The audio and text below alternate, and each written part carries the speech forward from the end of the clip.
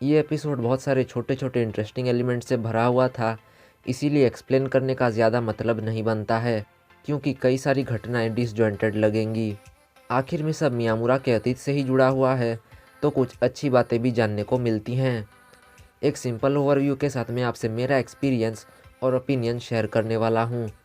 तो एपिसोड के रिव्यू को शुरू करते हैं। Break out, I've got to see.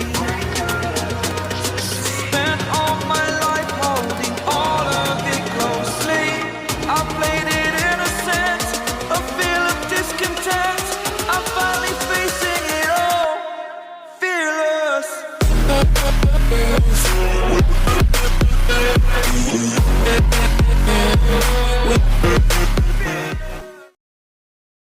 मियामुरा की एक्सप्लोडिंग पॉपुलैरिटी को लेकर होरी और ज़्यादा परेशान होने लगती है। देखा जाए तो होरी के इस बिहेवियर के पीछे उसके परिवार का हाथ है बोलना गलत नहीं होगा। 8 एपिसोड कंप्लीट होने के बावजूद हमने अभी तक होरी को उसके फैमिली के साथ वक्त बिताते हुए नहीं देखा है। वो सब एक छत के नीचे ज़रूर रहते हैं, लेकिन होरी की मॉम हमेशा बाहर रहती हैं। उसके डैड का क्या माजरा है अभी तक पता नहीं चला है, और उसका भाई सोटा धीरे धीरे करके होरी से दूर होता जा रहा है।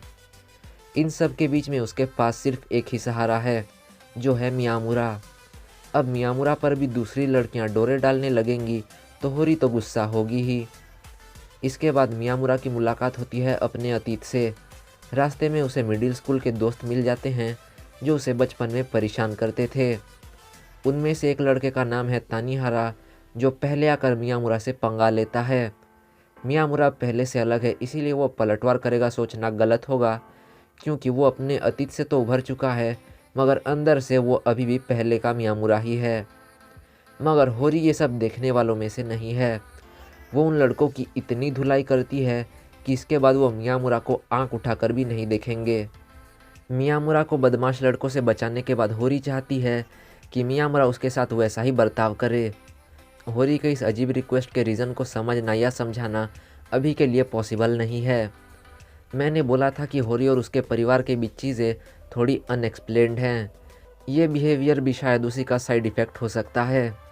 होरी के रिलेंटलेस रिक्वेस्ट्स के आगे मियामुरा भी हार मान लेता है और होरी के साथ बहुत रूडली बिहेव करना शुरू कर देता है। सच बताऊं तो इसे देखते वक्त मेरी हंसी रुकने का नाम नहीं ले रही थी।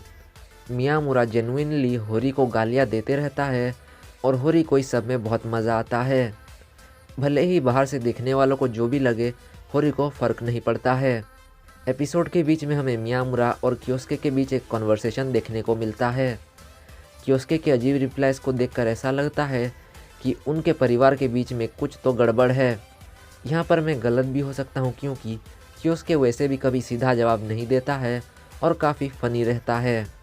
इसके बाद होरी और मियामुरा के बीच में मिज़ोउची नाम का लड़का आने की कोशिश करता है। उसे लगता है कि मियामुरा जैसे अजीब लड़के को होरी के साथ नहीं होना चाहिए।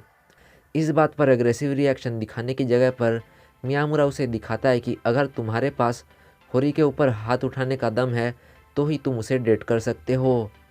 हम अभी तक नहीं जानते हैं कि होरी के लिए प्यार का मतलब क्या है, इसीलिए वो किस रीज़न की वजह से दूसरे को पसंद करेगी या नहीं करेगी ये कहना मुश्किल है।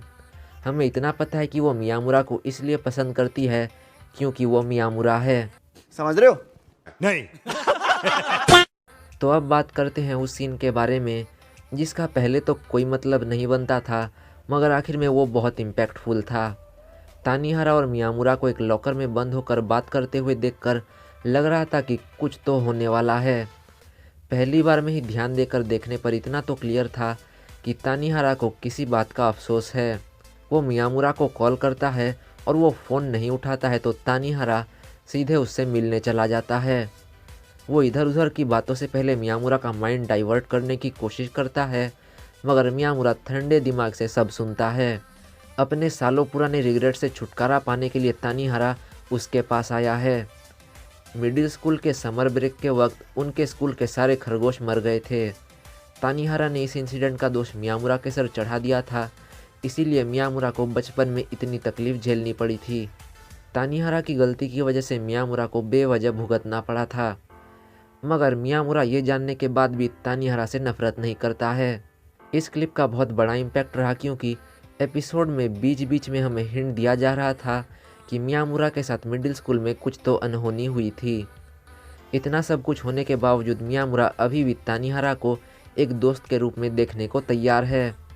उन दोनों के बीच जो दरार थी उसे भरते हुए देखकर बहुत अच्छा लगा।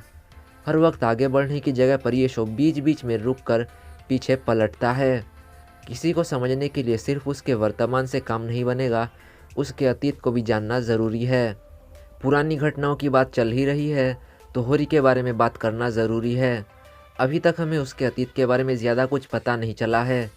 कुछ बातें ज़रूर पता हैं जिससे ये अंदाज़ा लगाया जा सकता है कि उसके साथ कुछ बुरा या डिप्रेसिंग तो नहीं हुआ होगा, फिर भी एक्सप्लोर करने में मज़ा ज़रूर आएगा। वीडियो ख़त्म करने से पहले मैं खुद की थोड़ी तारीफ़ कर लेता हूँ, क्योंकि आज का ये वीडियो थोड़ा रिव्यू जैसा फीलिंग दे रहा है। आपको भी ऐसा लगा हो तो कमेंट में ज़रूर बताना। आपके ओपिनियंस जानने में मज़ा आता है। देखने के लिए शुक्रिया और मैं मिलता हूँ अगले रिव्यू में।